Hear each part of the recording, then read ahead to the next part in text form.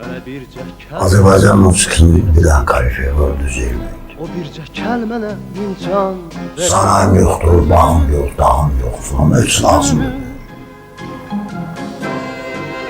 O olmasaydı, yönəldirəm, bəlkə də takip sınırlardır. günümü derman vererdi. Hoş geldiniz Akif Bey. Xoş gününüz olsun, teşekkür edirəm, sağ olun. Necəsiz? Yaxşı, çox yaxşı. Birinci sualımız buydu ki, Azərbaycan musiqisinin hazırki dövr haqqında nə düşünürsünüz? Bu sualı mənə demək olar ki, testlər verirlər. Mən də həmişə belə cavab verirəm. Dünyanın əxlaqı, mənəviyyatı, bugünkü insanların ədəb ərkanı, bütün dünyadan söhbət gedir, yenə də Azərbaycanda. Nədirsə onun da elə musiqisi var. Elə musiqisi, tək Azərbaycanda yox, bütün dünyada. Biz bugün musiqiyə qulaq asırıq, dağılım, qərb musiqisi, ya Amerika falan. O əvvəlki sənətçilər yoxdur. Rap adı ilə, nə bilim, cürbəcür. Mən bütün incə sənətin bütün formalarını qəbul edən adamım. Amma bir şərtlə ki, onun arxasında intellekt olsun, düşüncə olsun. Refi bəyənirsiniz belə, repə qulaq asırsınız Azərbaycan repinə? Baxır, hansı repdə əgər bir kafede oturmuşdum, oxuyurduk biri. Mən səndən doymamışam, yerime heç kəsi qoymamışam. Onun neyini bəyənmiyorlar? Yerine koyan kimdir? Əfsus ki, daha betərlər də var. Yox, mən bilirəm. Bütün bunu ədəb, ərkan, biz müəllinin də, şairin də oxumağından, onun hansı əxlaqın sahibi olmağı qiymət verir, bilirik. Belə başa düşürəm ki, Azərbaycan musiqisinin hazırki dövrünü çox da razı deyilsiniz. Sözsüz işırtıları var, hansı istedad, hərdən eşittirəm, biraz musiqinin özündə deyil, özümə də qarşı tərəfkar olmuşam. Herhalde elə düşünürəm. Və bir sözlə, əgər gələn yeni səhifə açmışsa, başqa işlə, mənim üçün, mən özümə görə deyirəm o. Yeni səhifə açmışsa, başqa işlə məşğul olsun. Bir çox insan sizi Azərbaycan musiqisinin əfsanəsi hesab edir. Mənə maraqlıdır, siz özünüz, sizcə əfsanəsiniz? Yox. Azərbaycan musiqisi, vokal sənəti nə Akif Samzadə ilə başlayır, nə də Akif Samzadə ilə bitir. Azərbaycan musiqisini bilən kalifiyə var, düzeyilməkdir. Belə deyəndə ki, xalq mahnıları ilə, estradan, sintezlə, belə. Biləm ki, Üzeyir bəyin necə bir fikridir. Bizdə forma değişir. Onu Vaqif de deyirdi, Mustafa Zadə, Rafi Babayev da deyirdi. Mən Fikrət Əmirogil'in evində olmuşam, Arif Məlikogil'in evlərində olmuşam. Bunların iş otaqları olur. O iş otaqlarında Üzeyir bəyin rəsmi portreti ayrıca. Üzeyir bəy bizim üçün elə bir məktəb qoydu, getdi. Ki biz onun bəhrəsini bu ilində başa düşənlər alırlar. Heç yanından çıxmır. Birinci dəfə Üzeyir bəyin Köroğlu öyüştürəsi meydanda birdən birinci dəfə qadınlı kişi hamısı gözündən yaşadı. Orada oturanlar, orada olan cavan kişi, tankın qabağına əli yalın girərlər. Sizin bir müəlliməmiz var idi, Üzeyir Hacıbəyli, onu araşdırıb da, yəni, Həmçinin Zürət Azərbaylı böyük bir jurnalist olubdu. Biz onun adi məqalələrini falan oxuyuruq, çox bəyənirəm mən şəxsən. Deyir, onun Koroğlu uverturasını dinləyəndə elə bilirsən ki, parlamentdə ilk iclas var idi, onu görürsən, Azərbaycanı görürsən. Yəni, onun belə sözləri var idi. O öyle şəxsiyyət idi. O dövrdə bir-birini tamamlayan veya Akif Bey'in de iş odağında Hacı Zeynal'ın da portretini gördük. Hamısı öyle kişilerdi. Bizim üçün numune olan, onlarla fəxr eləyə bilərik, onlarla evlatlarımıza da, özümüze de. Üzeyir Bey, Azərbaycan musiqi mədəniyyətində, Azərbaycan xalqının o təfəkkürünü, milli mənliyini qoruyub saxlayanlardan biri oldu. Belə bir şayə var ki, məncə şayədir, doğrudur. İnsanlar deyirlər ki, Sovet dövründə Azərbaycanın mədəniyyəti lap başqa idi, lap güclüydü, amma indi vəziyyət o deyil. Belə bir sual vermək istəyirəm ki, Sovet dövrünün pis tərəfləri də olub, yaxşı tərəfləri də olub. Amma bu bir reallıqdır ki, Sovet dövrünün Azərbaycan musiqisi yəni yaxşı idi. Siz fürsətiniz olsa, Sovet dövründəki hansı şeyləri Azərbaycana gətirmək istəyərdiniz? Yəni müstəqil Azərbaycana. Biz bu Sovyet'in yani sistemiyle bağlıdır. Bu millet öz istedadlıdır. Yani özümüz bu milletten iyi falan beni düzgün başa düşün ha. Ben böyle şeylerden de kabul edeyim ben abi o güzel şey tapırlar. Ne bileyim dolsa tapırlar, Türkler deler falan öyle şeyler yok. Ben evvelde dedim ki bu millet balaca bir memlekettir. Milletin balacası böyle olur. Memleket öyle balaca da olsa özde her millete deniz kırağında yaşamır. Deniz kenarında yaşamır. O balaca bir yerdeniz o Üzeyir Bey, Kara, Fikret, Tevfik Kuliyev, Cevdet Hacıyev, Cangirov, Rauf Hacıyev. Bunlar birbirinden. Zaten biz o vakit radyo kulağı asırdı. Dağılım.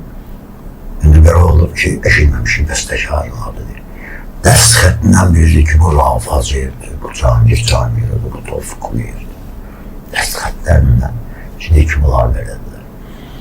Onun Sovyet'le bağlamağa, cemiyette ne kadar çatışmayan cəhətlər də olsa, görürsən ki, haradasa istisnalar olurdu. Bu istisnaların da biri musiqiydi. Düzdür, o musiqiydi, yaradıcılığı zaten Sovyetlər barışıqla nəzarət altında saxlayıblar. Cürbəcür ittifaqlar adıyla filandan, beş mekanlarla, öyle şeyler var. Ama bu millet özü böyle istedadlı millettir. Şəhərimizin de adı Bakıdır. Ama Bakı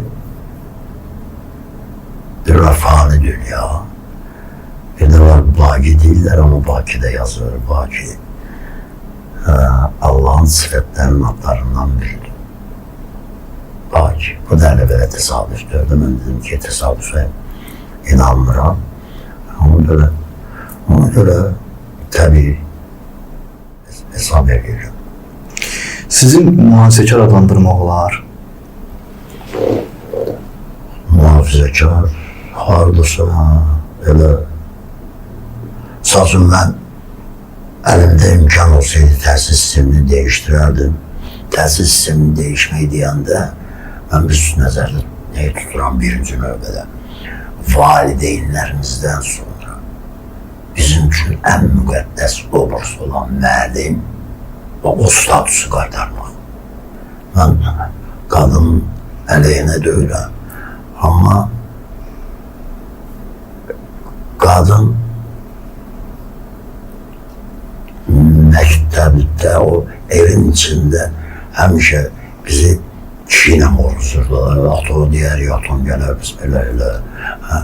O xof olmayanda, o cavanlarda 100% yəqin ki, demirəm müəllimələrinin yanında sigaret çəkilir, amma əllərində sigaret varsa onu söndürmürlər. Məktəblərdə. Bu da sirayət edir cəmiyyətə. Statistikaya görə götürün baxın, son 10 ildə ailələrin dağılmağı, Boşanmalar dəhşət artır. boşanmalar, özdə təşəbbüs kimdən gəlir? Qadından 51%. Demirəm 70%, amma 51% onlardan gəlir. Akram, amma bunu belə izah edənlər də var idi ki, əvvəl qadınlar cəmiyyətdə güclü deyildilər, çox zəif idilər, zəif olduqlarına görə səslərini çıxara bilmirdilər. Yəni o dövrdə də qadının gücü olsaydı, qadın öz istəyini deyə bilərdi. Bəlkə belə olmalıdır yəni. Feminizm hərəkəti başlayandan sonra, keçən əsrin 19-cu əsrin sonunda feminizm hərəkəti başladı. Feminizm hərəkəti başlayandan sonra ikinci dünya müharibəsi oldu. Əgər mənim danışımda kimsə təsadüfi hesab edir ki, bu təsadüfdür, mənim danışımın mahiyyətini axıracan anlamayacaq. Təsadüf yoxdur. Təsadüf olsaydı, kainatın düzümü çoxdan pozulardı. Bu təsadüfdür. Bu matriarxat, yaxın o söz yadımdan çıxmışdı. Bu matriarxat nəyə görə bütün dünyada gedir bu problem? Qadın ilk növbədə təsir altına düşür. Həvva anamızdan başlayaraq. Tarixən belə oldu. Amma bu deməkdə tarixdə qadınlar olub. Adlarını yazıblar tarixə. Böyük duaları da analar həyat veriblər. Müqəddəs kitabımızda Məryəm suresi var. Elə belədir. Belə məqamında dərəcənin də sahibləri olur. Amma bütövlükdə qadının bu dərəcədə filmlərdə, cəmiyyətdə, televizor açırıq, veriliş aparanların 99% qadınlardır. Təsadüfdür, genəlizm yox. Bununla dövlət zəifləyir. Televiziyada oturanlar fikirləşir ki, yəqin sürünü idarə eləmək asandır. Bəli, amma düşmənlərimiz də bilir axı. O həmin sürünün təmsilçiləri də evlərə hücum eləyirdilər. Müslüman keçmişi maşınları çölüb yandırırdılar.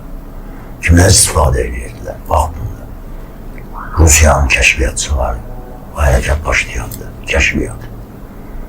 Bizim düşmənlərimiz var, biz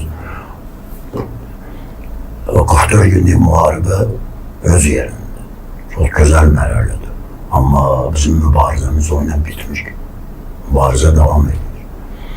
Azərbaycan vətəndaşıdır, hər bir vətəndaşı o müqəddəs borcudur, dövlətçiliyi qorumaq.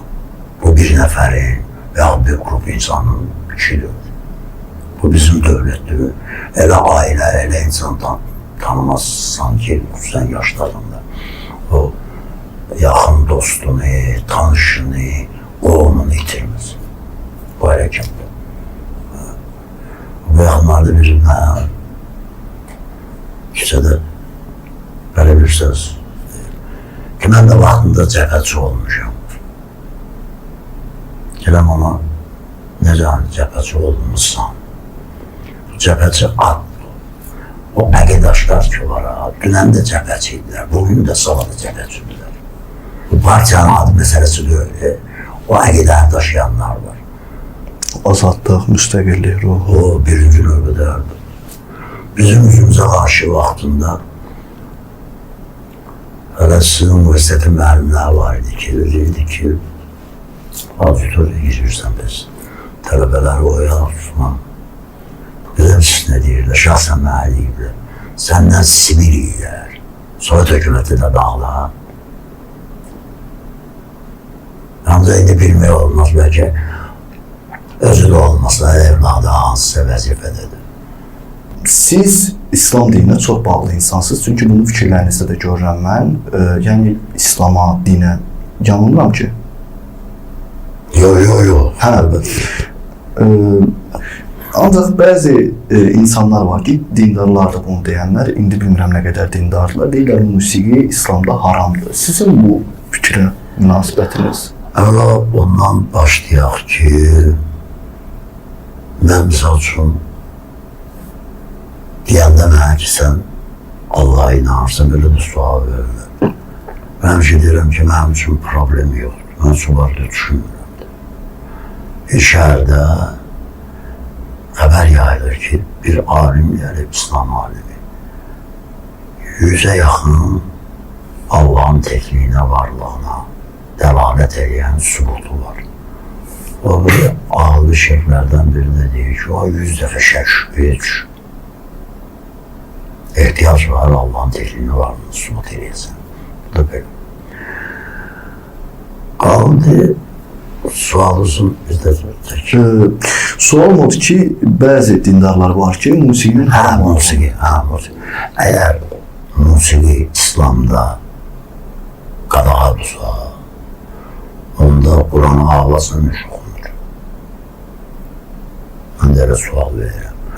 Başqa bir şeydir.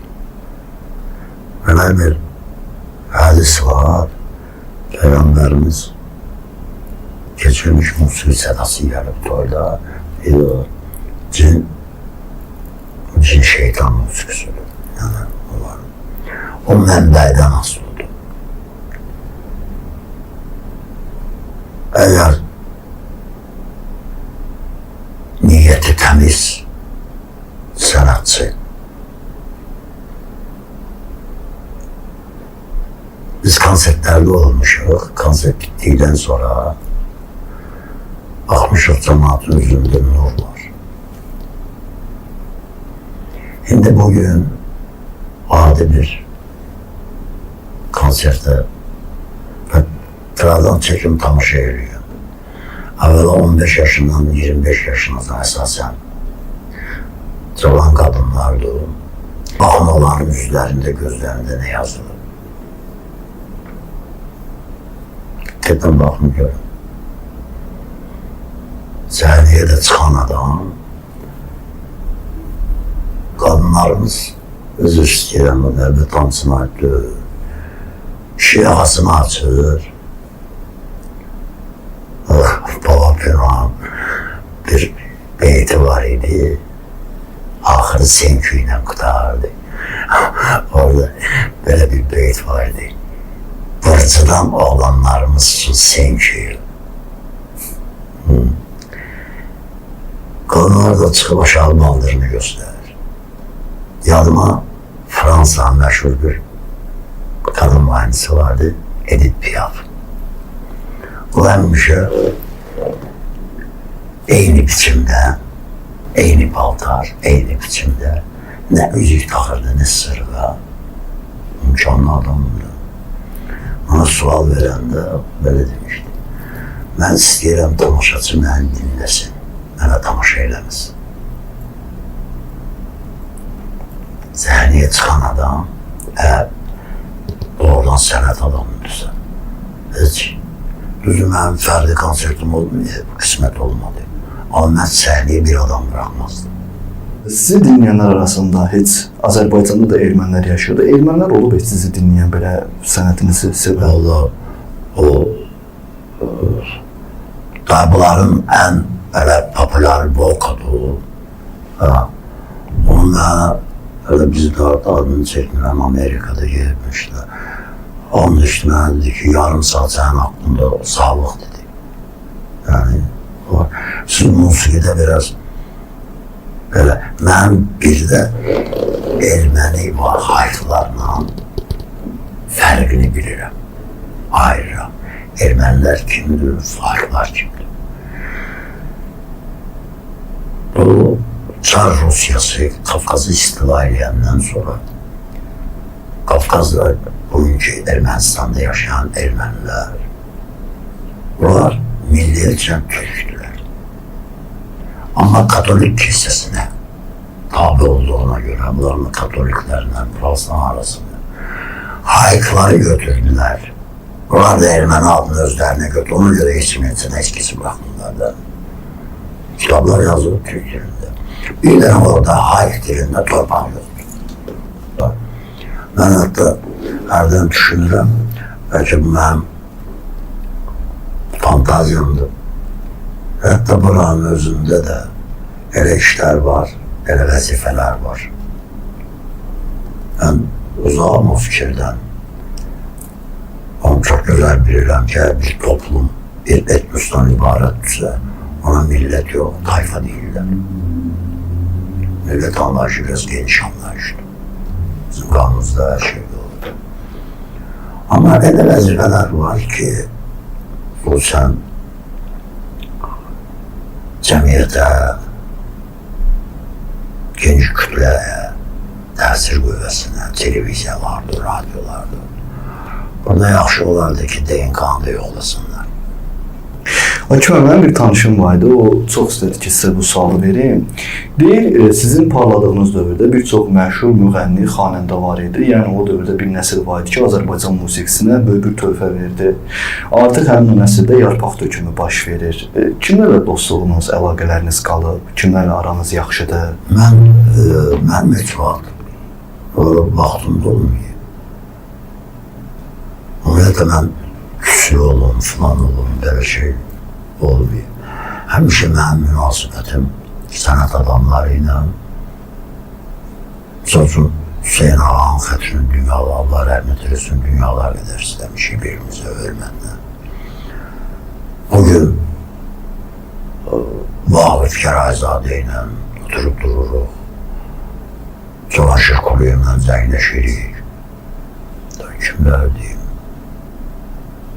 Şimdi etrafımızda hem yaşımızdan bağlı hem de cavanlar var, cavanlar ərsizlər olsun. Ben ki televizora baxmıram, tanımıram. Küçədə yaxınlaşırlar, bəzən təəccüblə belə hansısa müsabiqədə belə falan düşünürüm. Ben hatta bizə televizora çıxış eləyəndə dedim ki, ben televizora baxmadığıma görə tanımıram. Birdən elə düşünərlər, gözüm tanınmazlığa qoyuram, doğru ədəbsizliyidir. Tanıdığı adama salam vermeyəcəm. Onu yox tanımıram. Biz çox müğənniləri tanımıram. Biz çox hərdən zövqünə inandığım sənətçilər zəng edirlər ki, misal üçün Fransızca bir qulaq as. Belə. Ailəniz musiqiçi ailəsidir. Hazırda musiqiyə həvəsi olan və yaxud da müğənni, xanəndə olmaq istəyən bir ailə üzvünüz var, fərdiniz var? Yox, elə yoxdur. Yox. Teyzəm mənimlə bitdi. Estağfurullah, indi bölmürəm nəvə nəticələ indi kimdəsə. Amma hələ... Olmaq istəyən olsa, məsələn, münasibətiniz necə olur? Yenə dedim də, mən bir şərtlə ki, ona başı salan bu yol çox keşməkeşlidir. Benim başıma gelip, onda rəhmətli anam mənə bir daha söz dedi. Çağırdılar məni Ağayoka çəkməyə birinci dəfə.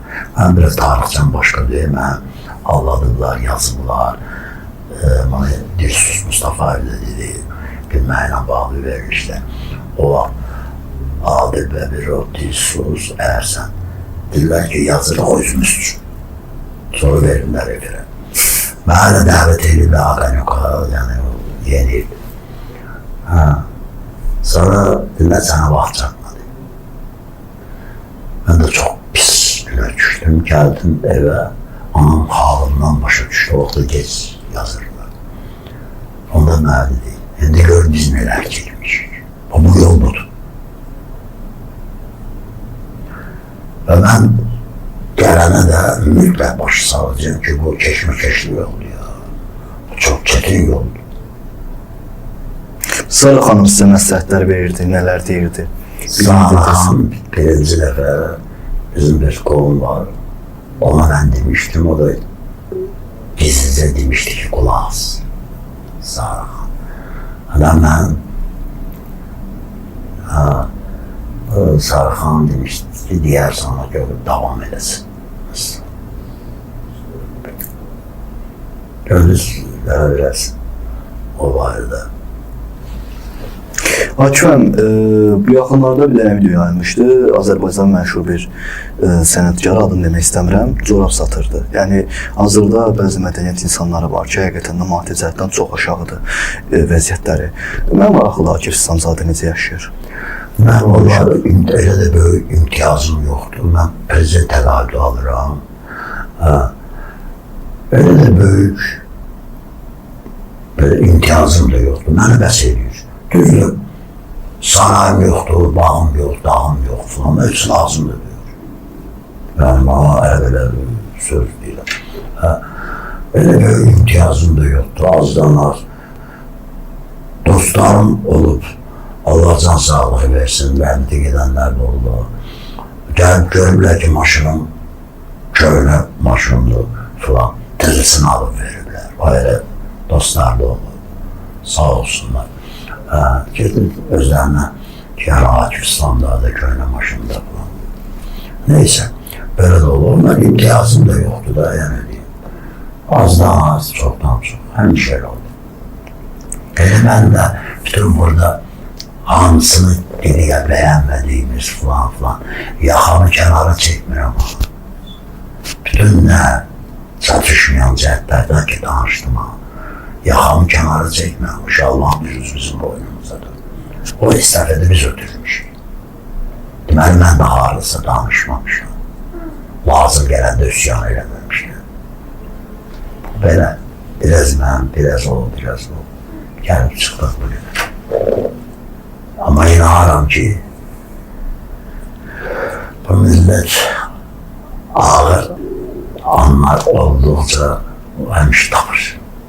Çıxacağı tapır. İnşallah. İnşallah. Bu sənətkara verilən dəyərlərdən biri də bayaqlarında əslində o mövzuya toxunduq. Ona verilən adlardır. Fəxri adlarla bağlı sizin bir neçə dəfə danışmışsınız ki, mən istəyirəm ki, bir dənə fəxri ad olsun, hər kəsə verilsin.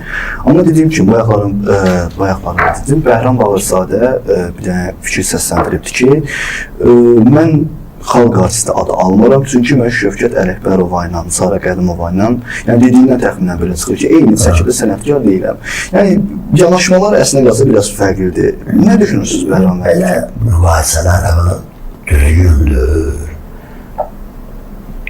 Misal üçün, Azərbaycan vokal sənətində Rəşid Beybutov yeni səhifə açdı.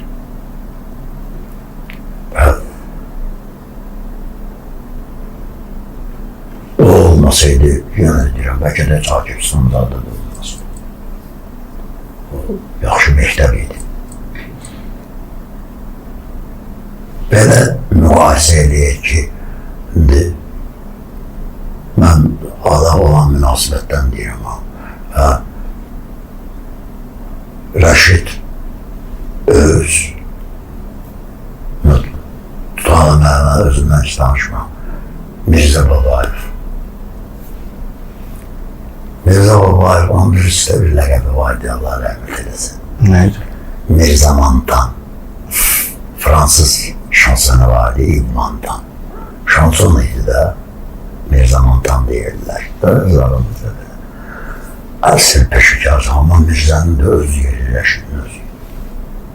Yəni deyirsiniz ki, hər kəsin öz Hər kəsin öz yeri. Hər ada vahid saat verilir, çiçəyə tutalım. Mən bu artist adından qəbul eləmirəm. Amma bir ad olsaydı, onu hamısını, hətta jurnalistlərə də, istedadlı jurnalistlərə, memara, alimə, bəstəkara, amma bir o. Biz o hərdən biraz deyir, o məhəllə kodeksi, əxlaq kodeksi falan. Onun böyüyən, bizdə böyüklərimizdən görmüşüydü. Məhəllədəki saqqal var idi, sigaretlərimizdə gizlədirdik, özlərin görülməsini qoyurdular. İndi bir də ağzımızdan nəsə bir nə var bir söz, özlərin işitməsini qoyurdular. Bu böyüklükdən gələn şeydir. Söz çıx televizirdə, ağzına gələn danışıyla filan kes belə. Ədəbsizlik, əxlaqsızlıq, özü təsadüfdür o, təsadüfdür. Milli dövlətçiliyi də almaq üçün. Bunlar hamısı əksəriyyəti Moskva ilə bağlı adamlar. Cürbəcür qəbəyə, oyunlar bir fikir verin. Seyir kanallarda.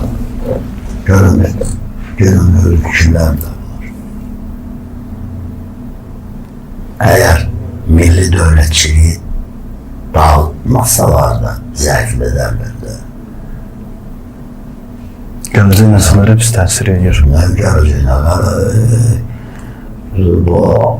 bu dövrün adı var da ahır zaman. Ahır zaman. Sonra bilirsiniz bazı şeyler var. Ben de onu da diyeceğim sonra. O fikrim yarımçılık kaldı. Ahir zamanda hadis 30 yalancı peygamber oldu. 14'ü kadın. Ben daha bilinler diyebilirim değil. Blavatsky'a. Yelena Blavatsky'a. Kitabı da var onun. Sirri elim. Tayne doktrina. Da sirri elim. Tiyatro cemiyetini yaradı Amerika'da 1875'te. Birleşmiş Milletler Teşkilatı'nın esasnamesinde yazan tiyatro cemiyetinde herhalde ikisi tiyatro cemiyetinin üzüldü. Tezahürün Birleşmiş Milletler Teşkilatı özüne. Gağda Məhkəməsi faşizm üzerinde məhkəmə kurdu. Satarizm üzerinde dağılandan sonra 53. yılda Stalin ölümünden sonra görüle 100 milyon ahali çatışmış. Bolşevikler belediğini yeryüzünde komünistlerin, sosyalistlerin ne istiyor? Öyle bu Bolşevik inkılabı olmuyor, Siyonist inkılabı olmuyor. Hani Romanovların hazinesi. Asırlar boyu geçti zaten. Kiliseler yığdılar, keçləri güllələdilər. Əsrlər boyu yığdılar, hani?